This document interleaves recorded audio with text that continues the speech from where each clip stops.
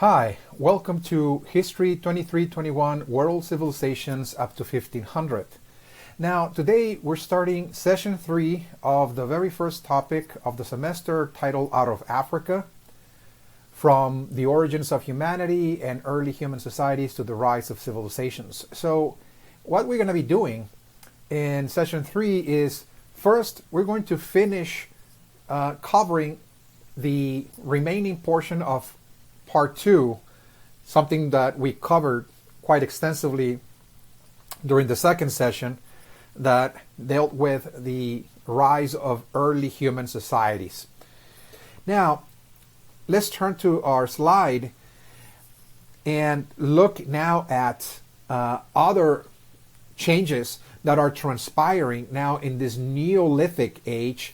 Again, the culture of the food producers that is becoming far more complex. And remember, this is the precursor, if you will, to civilizations.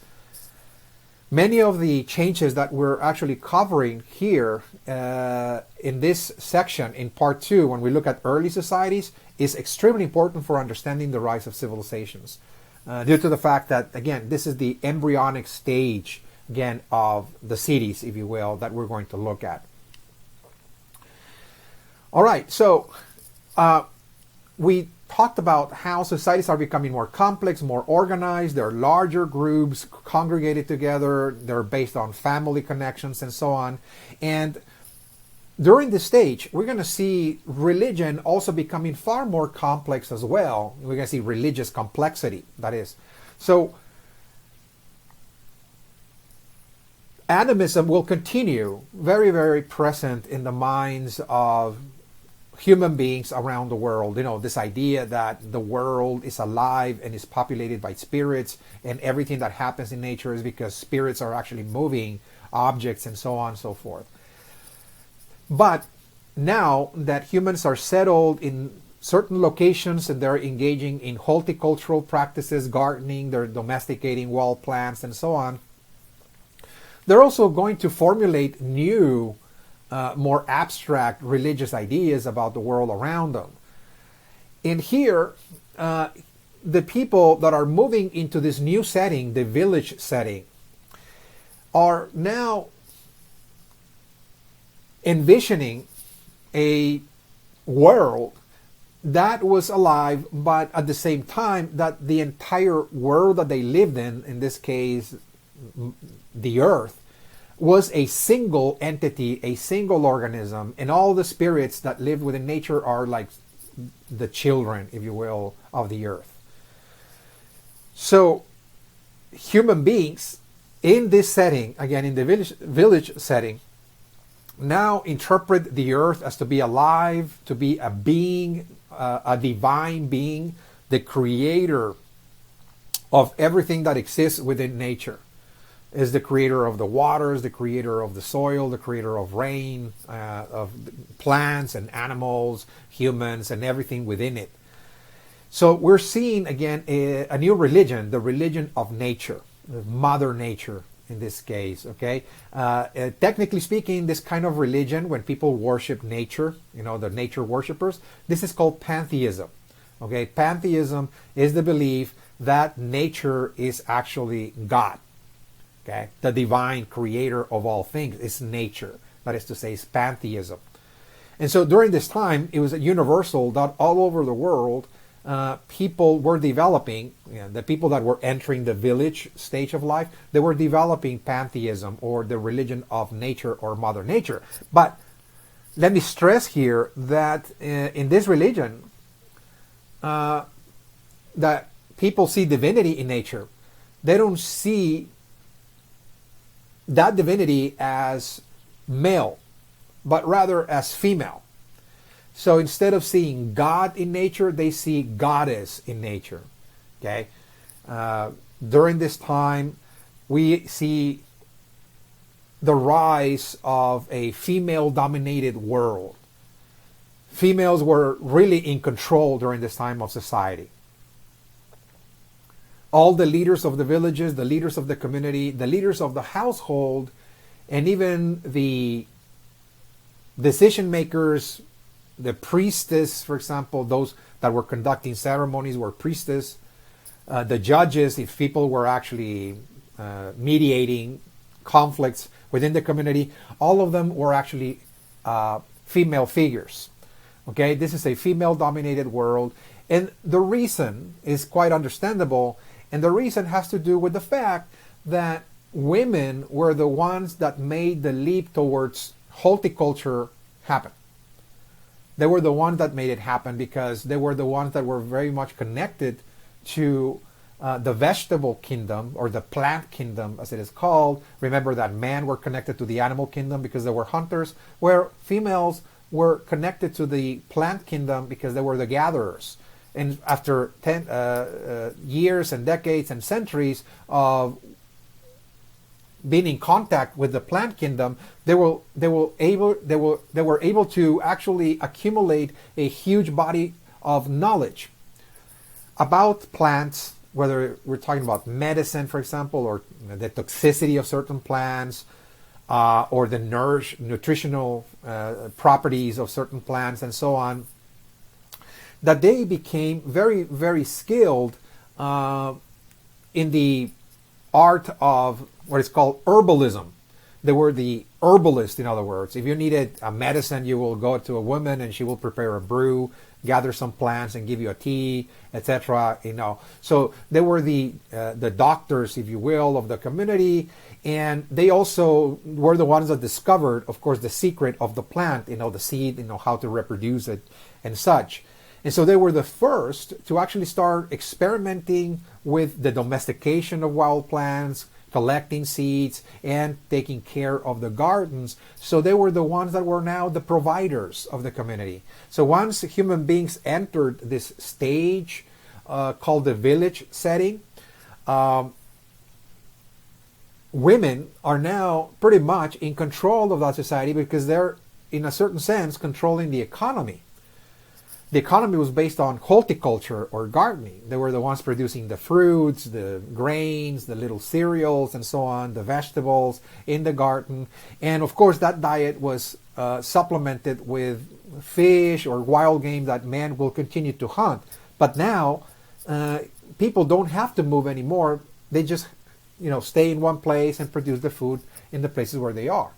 Okay? And women are making this possible. So therefore, women are considered the people of knowledge, and of course knowledge is power. Whoever has knowledge, and that pretty much is the person that is really making the most important decisions in society.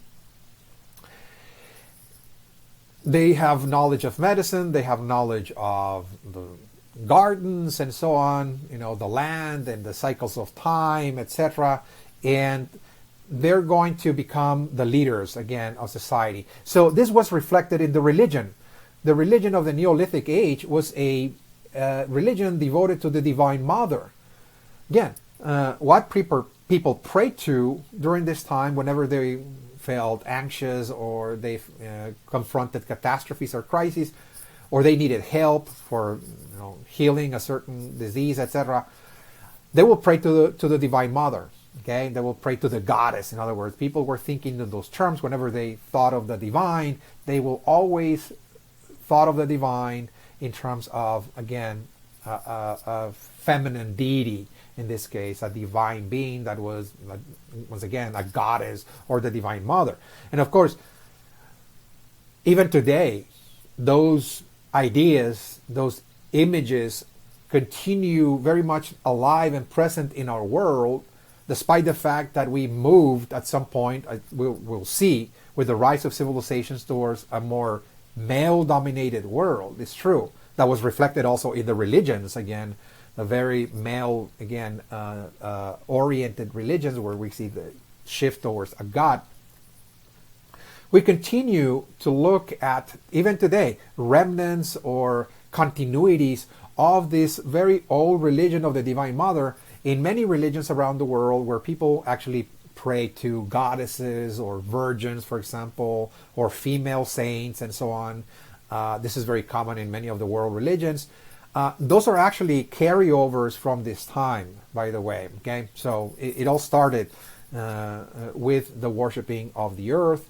The earth was seen as a mother because it was nourishing people. The earth was giving birth every year to crops. And we're not talking about agriculture, but the garden was producing fruits, was producing vegetables and cereals and so on. And that was seen as the earth giving birth, okay? Giving birth to food in order to sustain the world. And of course, the assumption was that after we die, human beings will return to the earth once again. We return back to the womb of the mother. We're buried. So people began to engage in what is called burial practices. We're going to actually discuss that again in just a few seconds.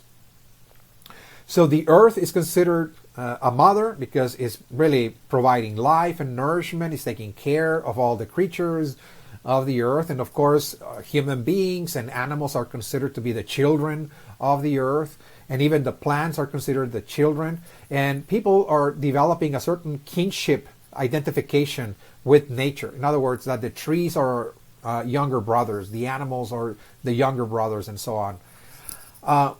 During this time, the moon also becomes a goddess, the moon goddess. And that is because women realized that the moon was very much connected with the female cycle.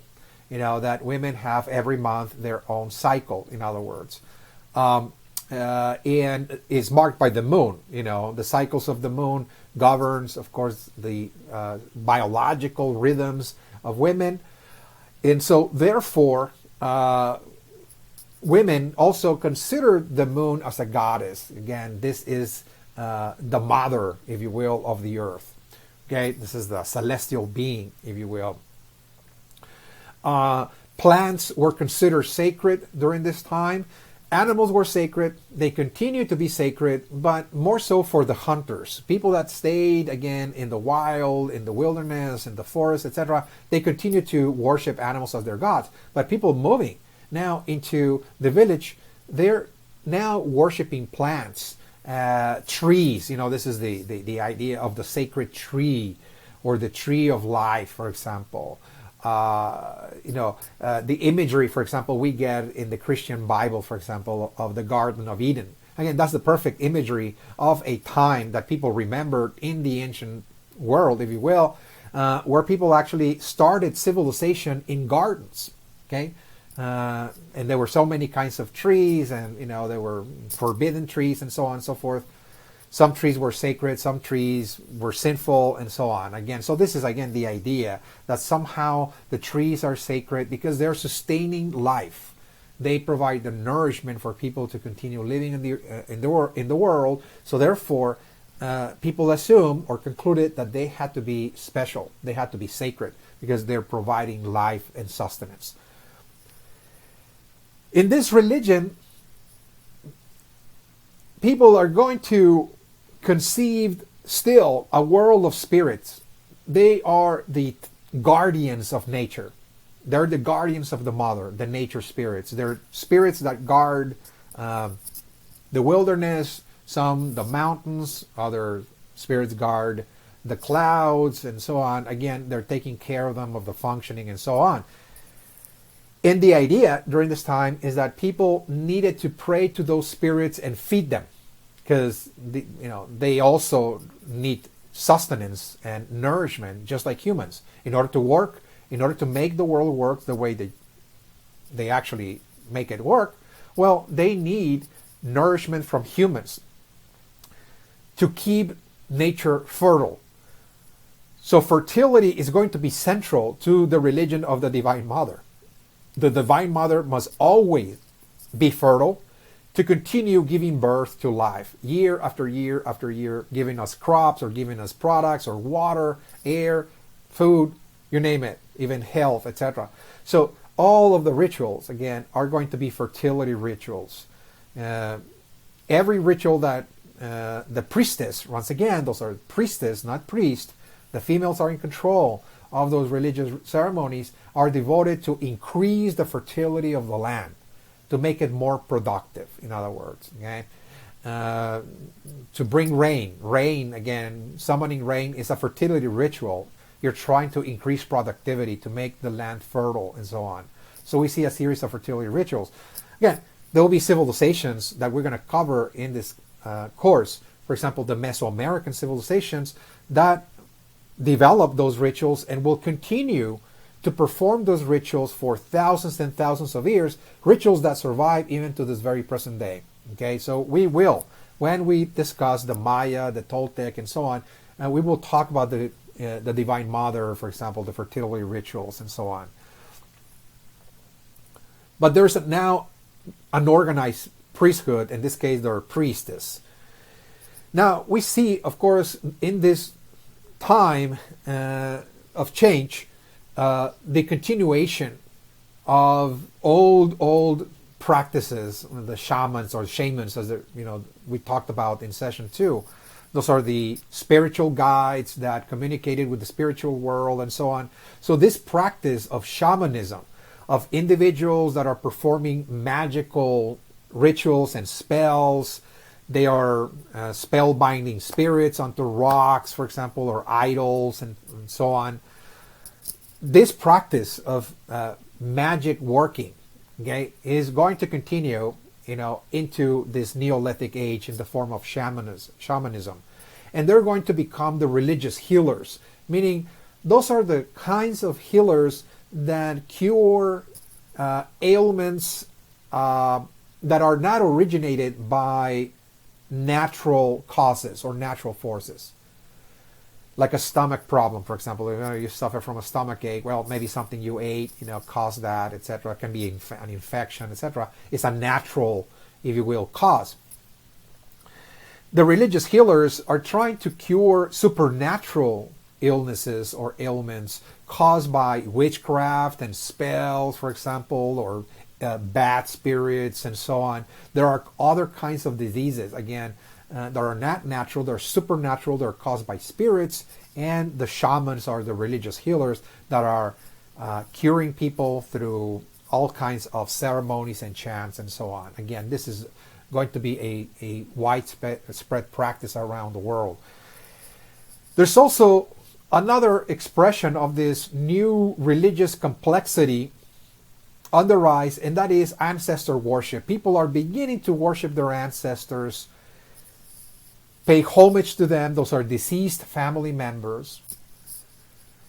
And they're creating burial sites. They're burying their ancestors as close as possible to their villages and communities, sometimes even burying them within their own patios or houses. Because the idea is that once people are settled, they're not moving anymore, they're not nomads. Now that they're settled, they're going to create something called territoriality. In other words, now that they're living in a territory and they're staying there permanently, they have to develop a way how to claim the territory. That is what territoriality is, how people actually go about claiming land.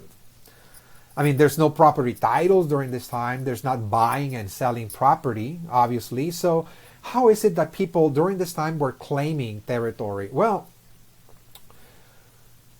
one way, and this is going to be a very, very common practice around the world, was to bury their ancestors where they lived.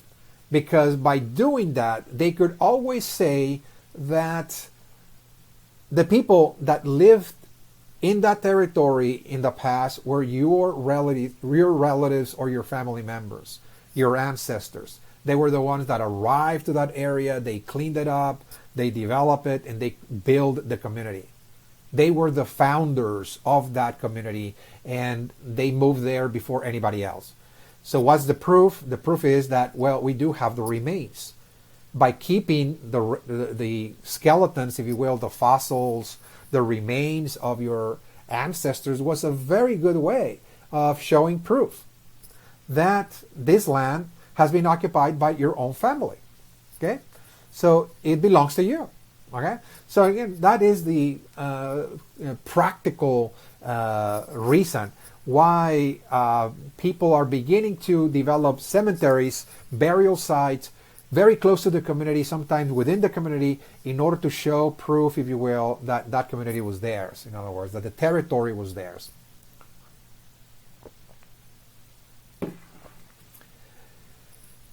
We see also another transformation taking place, and this is the last transformation we're going to be talking about before we move into the rise of civilizations. And that is, again, we see the rise of sacred chiefs and rulers. So now that we're moving into the village setting, the very first communities again arising in Africa, and then out of Africa we're going to see communities sprouting virtually everywhere around the world. We see that once people are settled in one spot, in one region, in one place, and they're settled there permanently, we're going to see that people require some form of leadership. Somebody has to keep the community organized because it really is a huge responsibility to maintain a community. And there were certain individuals who were shamans or shamans. They were actually religious figures that were already kind of revered within the community for their abilities, their skills, their knowledge. And they're going to claim that their ancestors were actually the first ones to build the community. In other words, yeah, we all share common ancestors and we can trace our ancestors back in time, but the shamans claim that they descended from a very special lineage, a line, a certain family of ancestors that started the whole community since the beginning of time, and that they were very powerful. They had powers, in other words, that were passed on from generation to generation, the powers of magic, if you will. And they're going to become the chiefs of the villages, and we're going to see the rise of a new political community, a new political structure, if you will, called the chiefdom. Every village, every community had a chief, and that was considered to be a chiefdom. This is a community governed by a chief, and people follow the chief because he is a very powerful person, and because his family goes back to the very founding of the tribe, if you will. Again, the leadership of the chiefs, which during the horticultural age were predominantly females, by the way, is that their power was not of this world. The power to rule was derived by the spirit world. In other words, it was spiritual power. Now, historians nowadays can actually trace the actual origins of those ideas that leaders are endowed with power, that they were chosen by the spirits, that they're maybe gods, and so on. All of those ideas actually can be traced back to Africa. Once again, we're continuing to go back to Africa because this is really the cradle, if you will, of humanity, and most of the ideas that created the cultures of the world also derived from Africa. So again, for example, what we see is that in the Sudan, this is East Central Africa. In that region, in the Sudan as it is called today, this is the very first region that gave birth to that kind of political idea. This is called the sacred chief institution or divine rulership, where the chief was the most powerful shaman or shaman, religious healer, the spiritual guide of the community. He was considered to be so special, so powerful, because he inherited his power from his descendants, from his line of families, if you will, going back in time. They were considered chosen by the spirits. They had direct communication with the spirit world, and because they had that communication, they were the spokespersons of the gods or the spirit world to the community. They were the ones delivering messages and such. Because they were so special,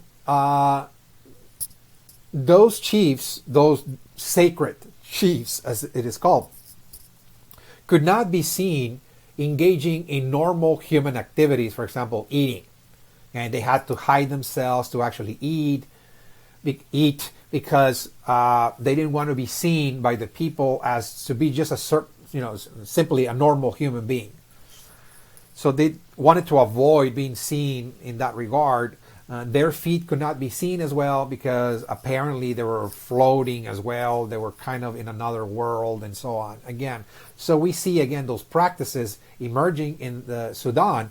And out of that, of course, those ideas were exported into the Middle East. And in the Middle East, as we'll see, once we get into the second topic of the semester, Mesopotamia, we're going to see the rise of divine kinship. This idea that kings were gods or divine figures and so on. This is not an idea that was born in the Middle East. It was actually an idea that it was exported out of Africa. Okay? Africa also gave birth to yet another type of political institution, the so-called doctor diviners and chief. In other words, this is another type of government that encompasses both a chief on one hand, and this chief is not necessarily sacred or divine necessarily, but he's surrounded by a group of doctor diviners, which are like shamans, okay? Healers, magic workers. Later on, much later around the world, this is going to be, of course, a priesthood, priesthood surrounding a king, if you will. This is where we get that idea that, you can have a king, but the king can be also influenced or guided by the church or the leaders of a church, the priest, and so on. When you have that kind of government, of course, that is very common to us now. In the ancient world, during this time, again, this came up from Africa, from the region of the Niger and Congo. Okay. The central portion of Africa, in the northwestern portion of Africa, all of that region again is going to give rise to this kind of arrangement, this kind of political institution. Legitimacy, whether we're talking about sacred chiefs or chiefs governing with a council of shamans, legitimacy for governing a society. What is the legitimacy? What makes those rulers legitimate, in other words? It was regardless of the kind of arrangement.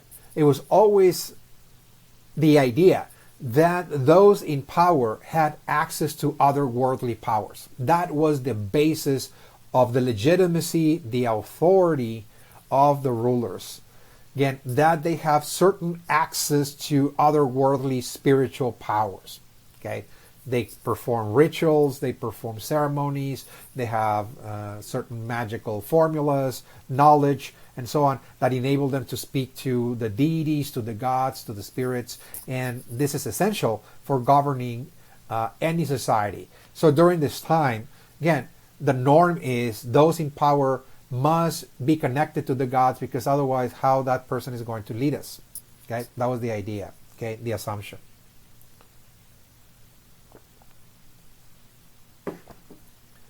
Now let's look at part 3. And part 3 is going to look to the rise of civilizations. This is going to be an introduction, a very valuable introduction to the course.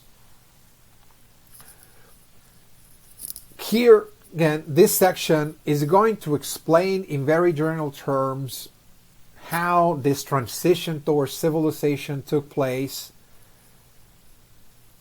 and how can we define the civilization, and also how can we go about studying civilizations. What are the major features, major analytical points that those that study world civilizations actually pay attention to? This is extremely important. This is going to help you understand the rest of the course. What we're going to be covering, what we're going to be emphasizing, the units of analysis where we're going to be analyzing within each civilization. Everything is going to be explained here in very detailed, clear terms.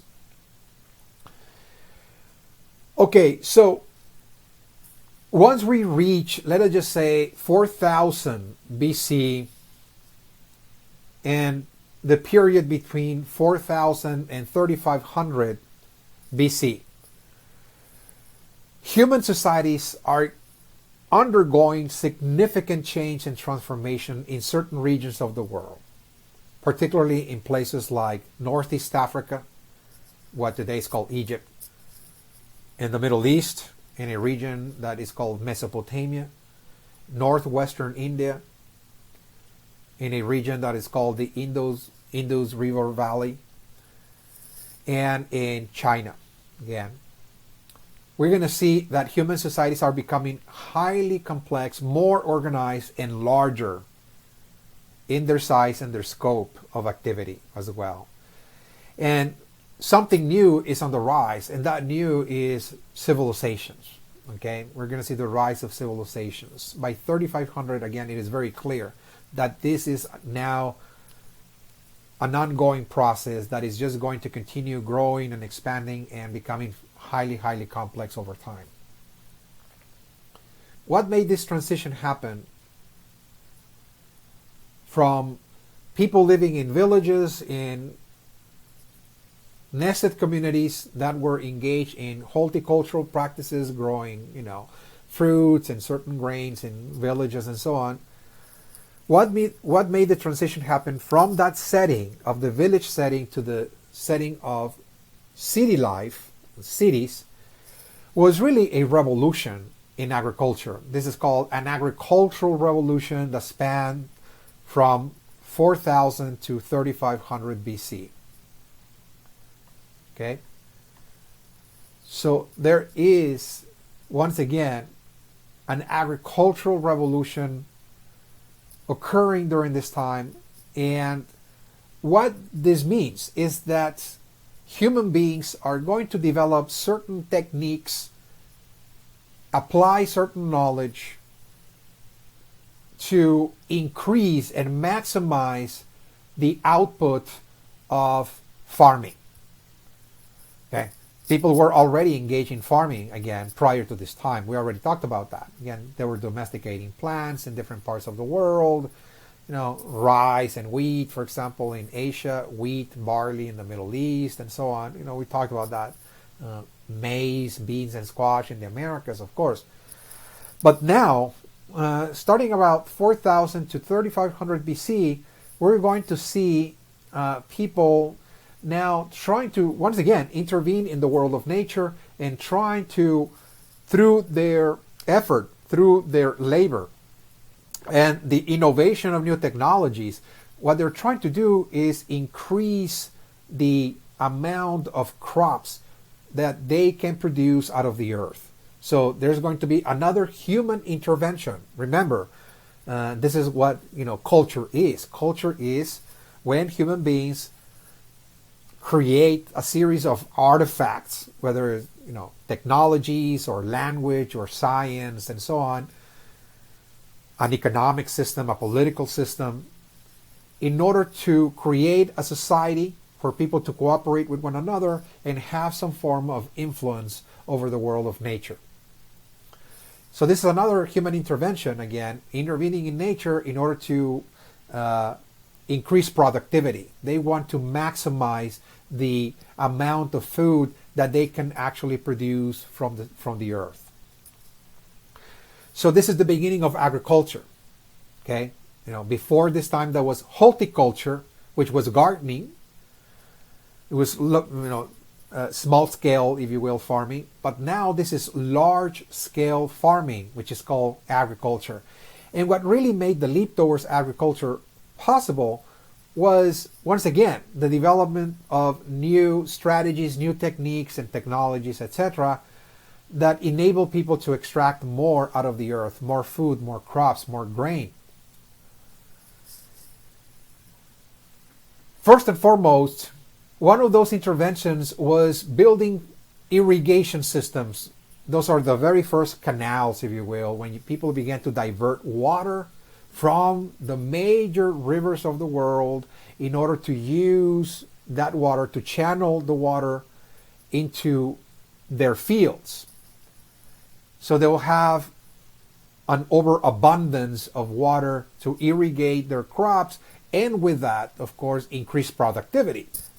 This is, again, a solution to the continuous, for example, catastrophes that occurred in the past in the form of droughts. Whenever there was a drought for a year or two, that will generate famine and people will die, of course, of starvation. It was very common.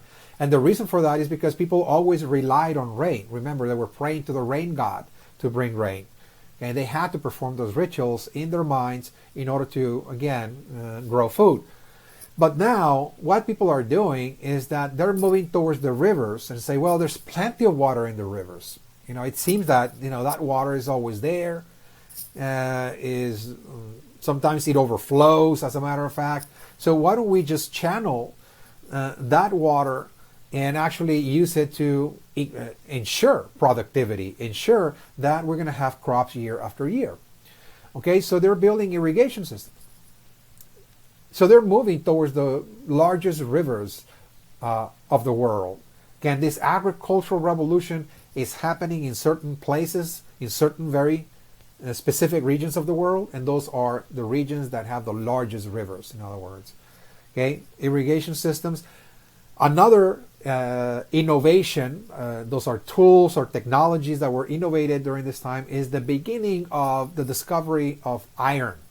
So again, this corresponds to the beginning, the very early beginnings of what is called the Iron Age. Is beginning to take place. Again, this is a very slow and gradual change. Again, this is not to say that all over the world people have discovered iron. Of course, that's not the case. But the regions that are undergoing this agricultural revolution are ones that are discovering iron. This is a mineral that is available, again, on sometimes on the surface of the earth. Sometimes in caves or mountains, people actually mine it and they smelt it and they create iron tools. And one of the iron tools that were created for this purpose was the plow. The plow will be useful for tilling the land, tilling the soil. If you're going to engage in large-scale agriculture, you must come to terms with the fact that you must clear a lot of land and you must have some form of tool to open the land, if you will, to create, an opening, if you will, tilling the land in order to plant the seeds. Again, that's really essential. So again, the invention of the plow was another, but it was not sufficient to have the plow at their disposal. They had to have some form of muscle, some form of mechanism, if you will, to use the plow in order to actually till the land on a large scale. And this is again leading to the domestication of certain animals for agricultural purposes. That this is not just domesticating animals for consumption, but rather that certain animals, particularly cattle, again, and horses as well as mules and so on, are going to be domesticated for the purpose of using them as animal muscle. You pretty much tie the plow to an ox or cattle and so on, and you use that animal to actually till the land. That was really the very first tractor, if you will, in the history of agriculture, in the long history of agriculture that has spanned for about 5,000 years, all the way to the present. We continue, again, sustaining large populations through agricultural production, of course. But we're using modern technology now, of course, tractors, etc.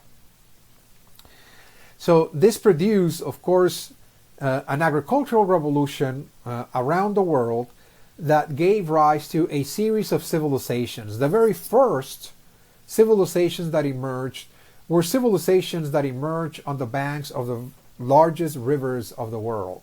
So therefore, today, historians refer to them as the river civilizations. We're talking about, for example, Mesopotamia, right here in what today is the Middle East. There are two large rivers, and we'll talk about that in very, very detailed form and analysis once we move into the second topic of the semester, of course.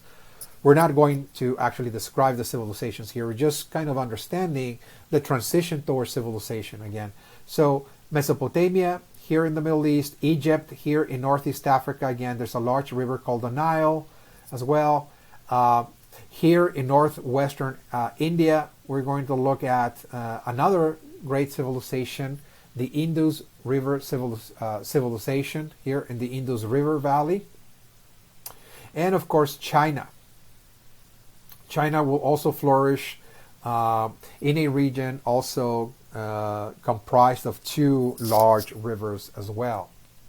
We will look at that again very closely in the process by which those civilizations flourished, in very detailed analysis. All right, so we do have, of course, people moving in great numbers towards those rivers. They're cooperating with one another. They're building the irrigation systems, the canals. They're creating their very first large fields, their agricultural fields, and they're beginning to extract more and more crops from the land. Okay, so eventually there will be a series of civilizations that emerged all over the world. After the initial river civilizations, there will be others that also build their civilizations in areas that had plenty of water, either because it was easily available, by rivers, or they build technologies, certain canals that move water from mountains to the fields, for example. Or they lived in regions that had plenty of rainfall, sufficient, let us just say, tropical rainforest and so on, that enabled them to actually build a civilization. And those are the major civilizations that we're going to be covering in this course. We will cover, for example, in Mesopotamia, Sumer, the Sumerian civilization, and some of the offshoots of Sumer, if you will, in Mesopotamia, like Babylon, for example, Assyria, and so on. We will look at those as well. We will look at Egypt, India, and China. Those are, of course, the most ancient civilizations, called the river civilizations. But more than that, we will look at other civilizations that flourished in other parts of the world, like in America, for example, the Mesoamerican civilizations, the Olmec, the Toltec, and the Maya. That's Middle America. We will look also at the formation, development, and decline of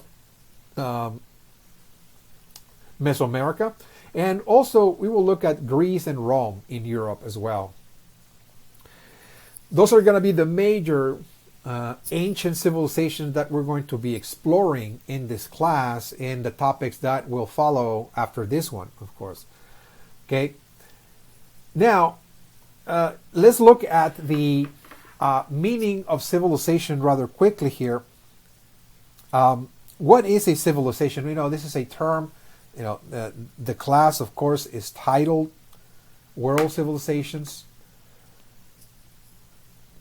And it is at this point that it has to be made very clear what we mean about civilizations. I just showed you, for example, a map of all the major civilizations we're going to be covering. But we do need a more precise, if you will, understanding or technical definition, again, of what a civilization actually means and entails. So this is something that I've been stressing over and over again, since the very beginning of our class.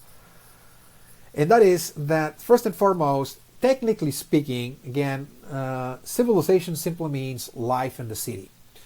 This is a term that was developed by both the ancient Romans and the ancient Chinese. Again, they were, the civilizations that kind of gave birth, coined, if you will, this term to denote people that lived within the city walls that were more cultured, if you will. That they lived in a place that had laws that were orderly and so on, and that people had more education, let us just say, more culture. Life in the city. Again, and this was coined particularly to differentiate those that lived within the city and those that lived outside the city walls. Those that lived outside of the city walls were not civilized. In other words, those were the barbarians. In other words, okay, barbarians, and barbarians included all kinds of people. It included even villagers, people living just outside the city in those nested communities out, in the wilderness, engaging in gardening and so on. They were considered also barbarians as well.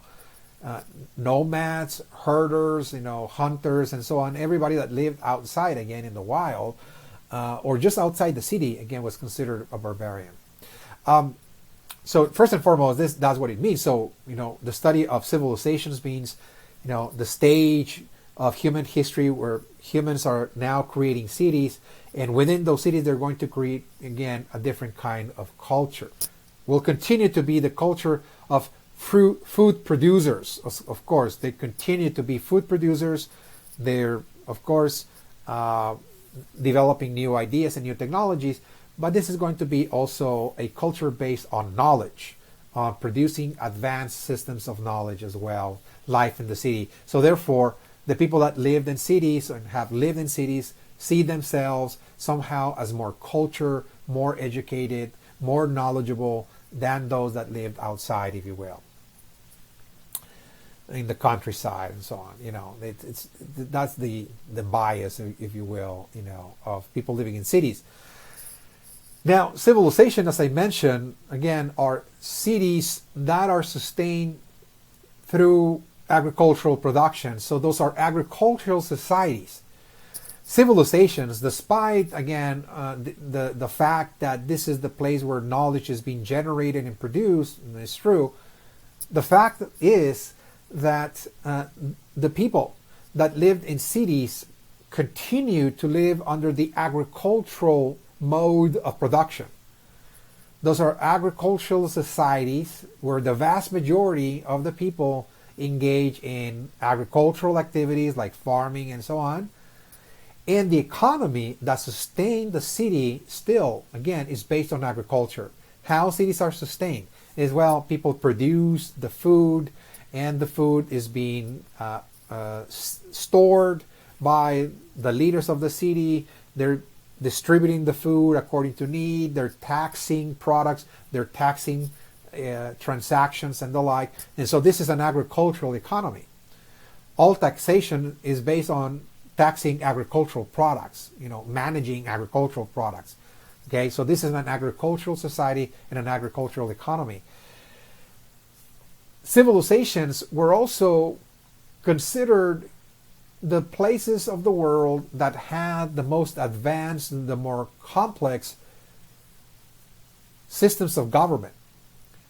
The systems of government, again, of cities were far more complex. They had now bureaucracies, administrators administering the different sections of the city, governing the economy, governing water distribution, taxation, and so on, crime, you name it. So there's many duties and responsibilities to sustain a city, and that can only come about if there is a system of government that is far more centralized, that is to say. So again, we're seen as, again, cities that have very complex, very sophisticated systems of government. They have centralized state systems in which control and decision making is made by a handful of individuals that delegate, if you will, their orders, their laws, their decrees to a series of administrators that must execute, if you will, those laws. Again, some centralized state systems as well. Now, this last part is going to now cover, as we said, the section that is going to go over the most important analytical points of world civilizations. When we study world civilizations, there are certain key factors, key elements that must be paid attention to in order to properly understand, civilizations in world history.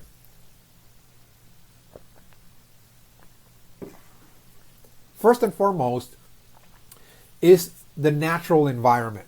First and foremost, we must pay attention as we assess Egypt or Mesopotamia, as we assess India and China, Mesoamerica, Greece, Rome, and so on.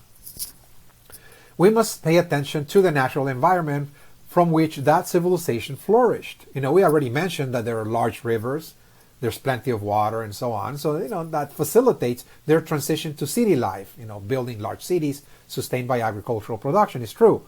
But that's not enough, again, to understand the kind of civilization that was created in that part of the world, whether it's China or India or Egypt and so on. What is going to make the difference in many cases is the geographical setting. The natural environment, the geographical setting is like the stage from which the civilization will have to build its cities, its buildings, its houses, its palaces, and eventually other things like their tools, their diet, what people are going to eat, etc. Everything is being provided by the natural environment in that surrounding area. Okay, the type of tools that people are going to be making and forging, the kind of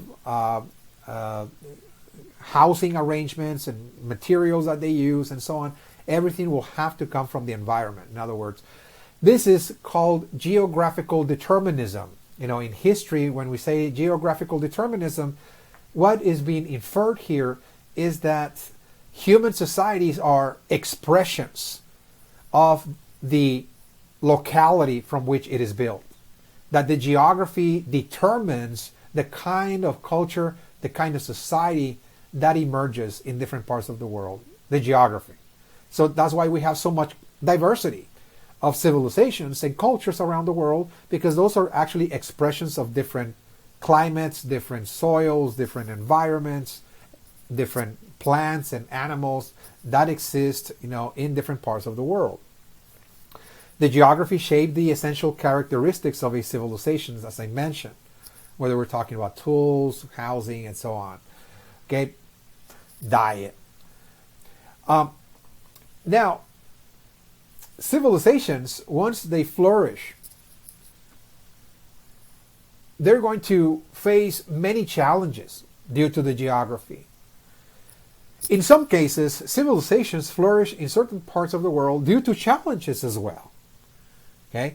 When a civilization, for example, when a group of people, for example, is confronted with the overflowing of rivers, let it just say it rains in certain moments of the year, certain seasons, it overflows, and people will have to come together in order to organize, cooperate, and start building dams, for example, and channeling the water out of the rivers to make sure that the river doesn't overflow, or build levees, for example, and so on.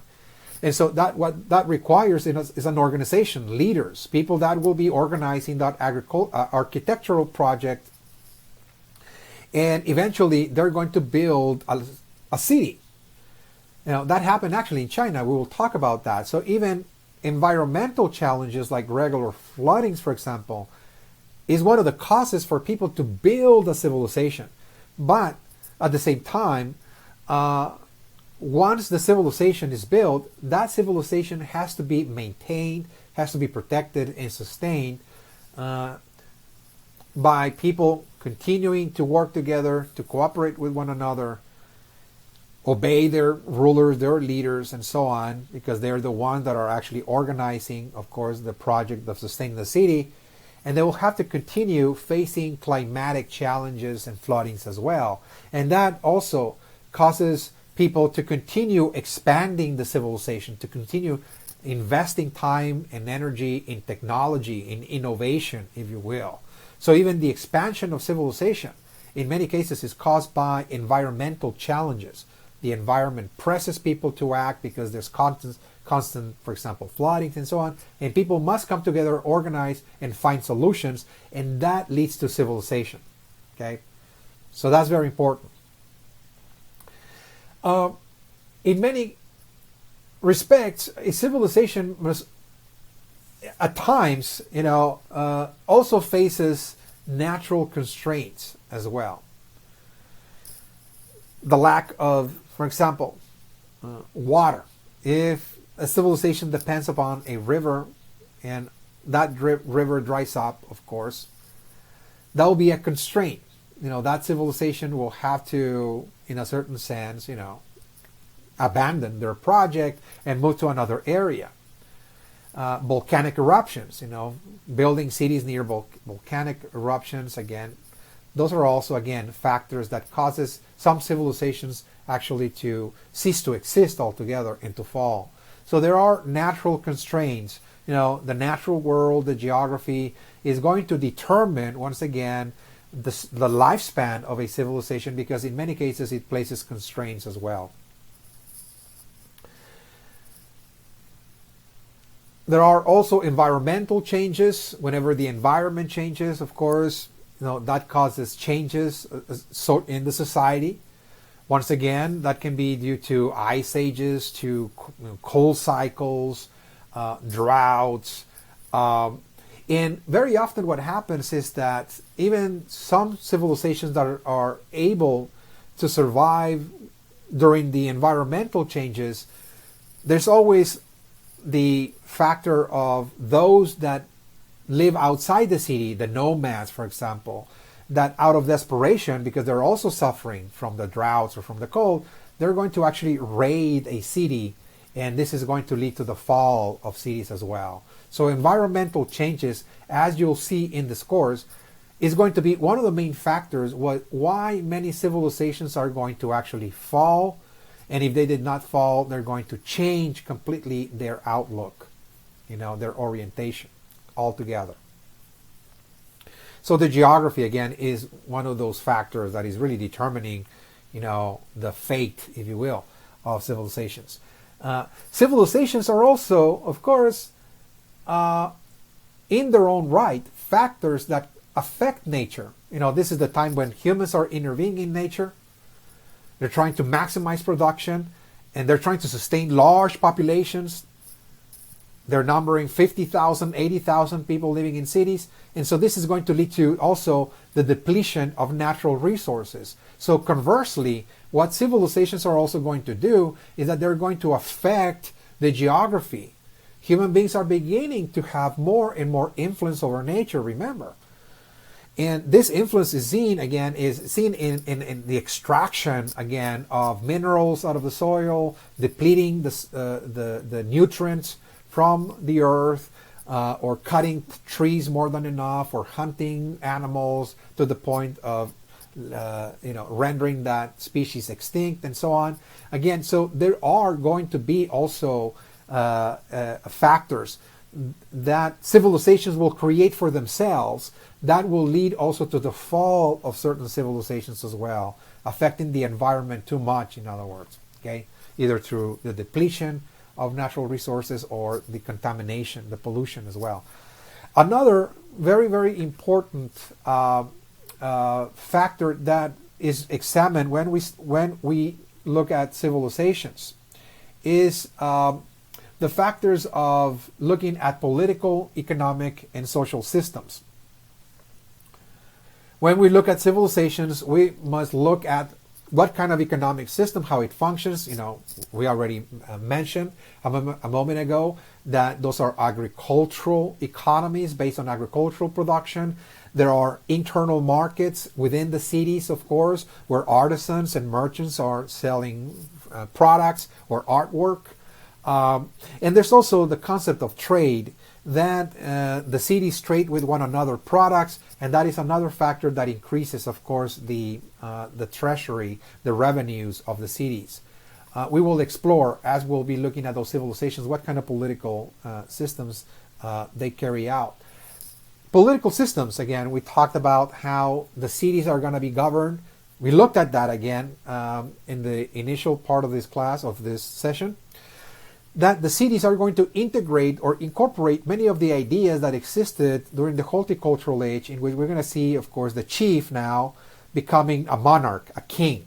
He's no longer just a chief, he's going to be a monarch, and he's going to have some form of divine attributes, divine monarchs. We're going to see the divine monarchies. And also cities governed by a priesthood. They're called theocracies. A theocracy is, again, a government ruled by priests.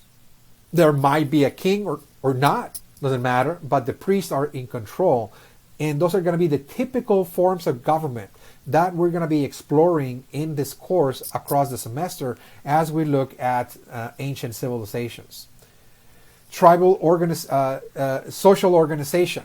The social organization within the cities will continue to a certain degree, at least some of those civilizations, with the old structure of kinship. Meaning that in places like China, for example, or India, and later on when we look at the Maya, the Toltec, for example, the Olmec, the Aztecs, the way they organized their cities, their societies, with the idea that they were really extended families. Those were actually families that were extended, and people saw themselves connected in familial connections. That is called kinship. In other cities, like in Mesopotamia, for example, in Egypt, when we look at Greece and Rome and so on, it was based on tribute. What tribute is that people that were moving into the city were moving into the city in search for protection. And so they were willing to sell their labor, to trade their labor and some of the products of their labor in return for protection. They were to pay tribute to a king, a priest, a strong man that governed a city for protection. They will trade their labor, some of their products. They will pay tribute in return for protection. That is called tribute again. So people that lived in cities based on tribute are not really related to one another. This is not an extended family, by any means, but simply those are just people that are cooperating with one another, living in the city, because they're all seeking the protection of a strong man, a king, etc. Inside the city walls, we see the emergence of specializations. Now, people that live in cities perform very specific tasks. There will be those that are the rulers. There will be those that are devoted to the religion. They're the priests. Some of them are devoted to the art of war, the warriors. Others are merchants. There will be others devoted to artwork, the artisans. And of course, the vast majority, I should say, over 90% of the population that lived in cities were actually farmers, as a matter of fact. So again, the real basis of this new society, the civilizations, will continue to be the farmers. Okay, they're the vast majority of the population. Civilizations are also places where people are engaged in material and intellectual productions. Of course, this is where people are producing actually works of intellectual, complexity, and also material complexity. Public works projects. People are pretty much engaging in building temples, building government palaces, administrative buildings. There's architecture, there's irrigation, and of course roads. Again, this is something that is taking place inside the cities. In other words, the cities produce those productions. Technology, people working with metals and tool making, iron, and bronze, for example, very common. Systems of knowledge. People are now having enough time to ponder upon the world around them. Life in the city means that you're living in a place where there's a surplus grain, there's surplus food being produced. There's an agricultural revolution producing massive quantities of grains. And people are storing those grains, of course, and making it last for an entire year. So what people are doing now in the cities, spending enough time thinking about the world around them, trying to explain how it works. And this is going to lead to things like writing, mathematics, astronomy, looking at the sky, the cycles, of course, of the moon and the planets and the sun, and of course medicine. And they're now writing down their knowledge and passing that knowledge, from generation to generation. Again, systems of knowledge. There's also people engaged in the arts. There's people that develop enough time to express their ideas about the world, and they're creating sculpture, painting, music, literature, theater, for example. This is what civilizations produce.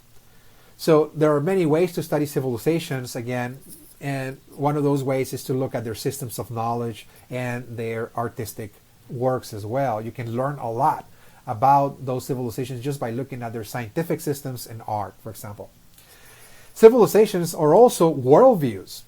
We can study civilizations as different ways of looking at the world. Egyptian civilization and Chinese civilization are not just different because those are different languages and different regions, but the people that lived in those places created a unique expression of looking at the cosmos and the universe at large. This is a worldview. Every civilization is a different worldview. They see the reality very different. The people that live in each one of those civilizations, again, don't see the world the same way. They have different ways of knowing the universe, and they express those ways in mythology, religion, cosmology, and philosophy. So one way to study a civilization is by looking at the way they look at the world. And how to go about this? Well, one very effective way to tap into the mindset of, let's say, ancient Egyptians or the ancient Chinese and so on, is by looking at their myths, looking at their mythic symbols, mythic stories, their mythologies in general, their epic stories, their religious ideas, religious beliefs. Religion also provides a glance into how people see the world around them. Cosmology is their system of science, how they understand the universe, how it works, for example, how it functions. That is cosmology. That's another way you can look at their worldviews, and also looking at their philosophical traditions, how they think, their modes of thought. In other words, that's philosophy. How they think about society, how they think about politics, how they think about law, how they think about the cosmos and how it works, and so on. That's philosophy. And philosophy is another way to gain insights into the worldview of civilizations. Now, religion and philosophy, this is something I mentioned in the past, were fundamental, really, for the ancient civilizations up to 1500. Without a doubt, the basis of science, the basis of their society, their basis of politics and law and art was religion and or philosophy. They explained the world around them as to be the byproduct of the gods. Now, all of the civilizations of the ancient world had ideas that the world were created by divine beings.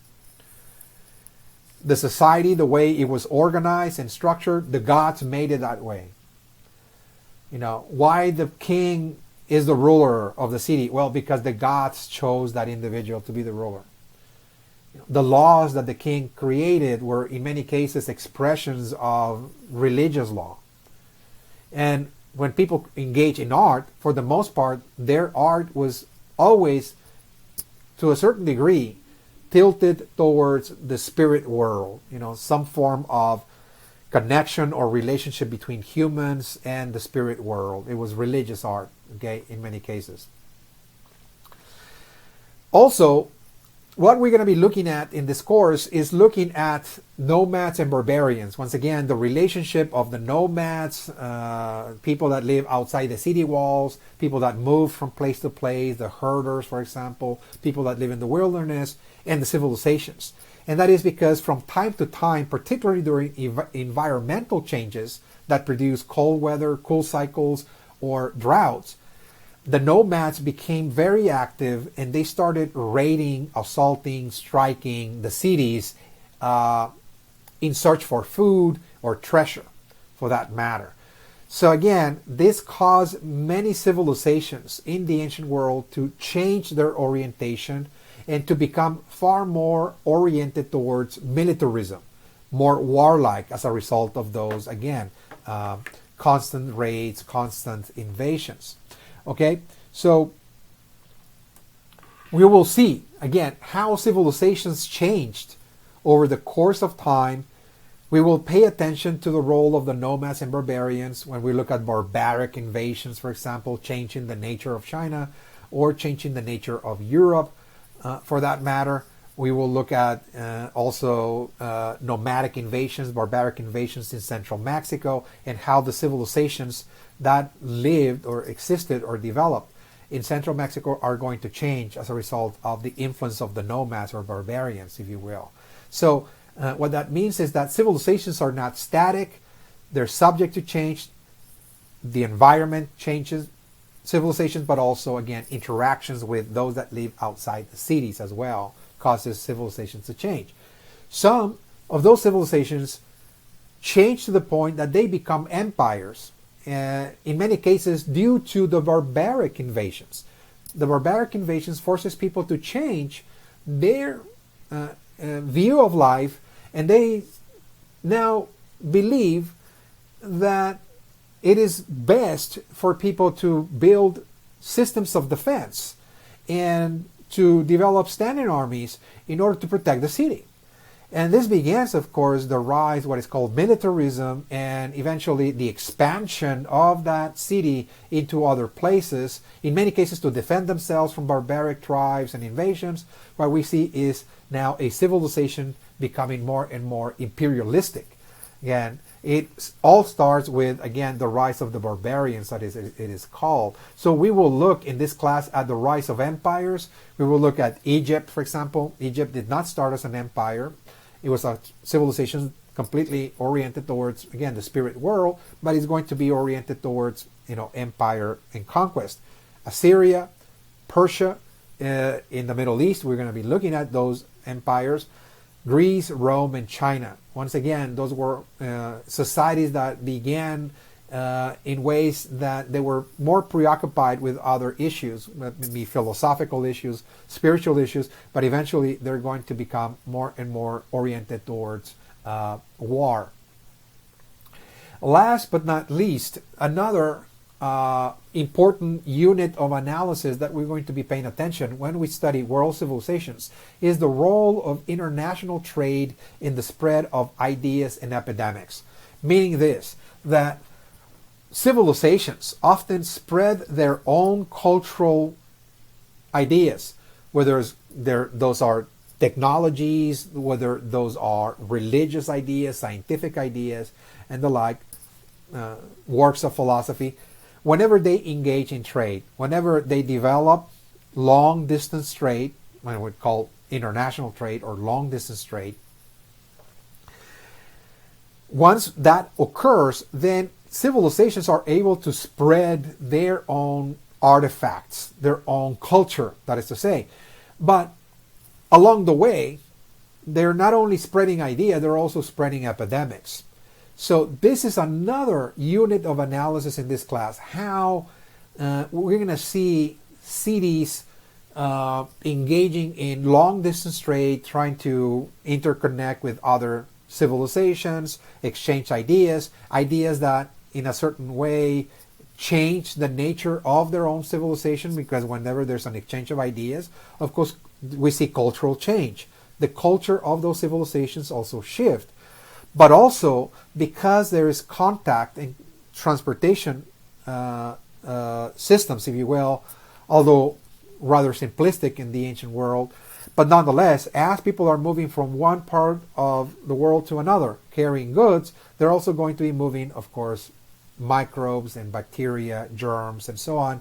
And we see the spread also of epidemic disease. And this is going to be yet another factor that is going to shatter, in many cases, many of the civilizations that flourished very early on. Again, the rise of trade leading to the spread of ideas, but also the spread of epidemics, of course.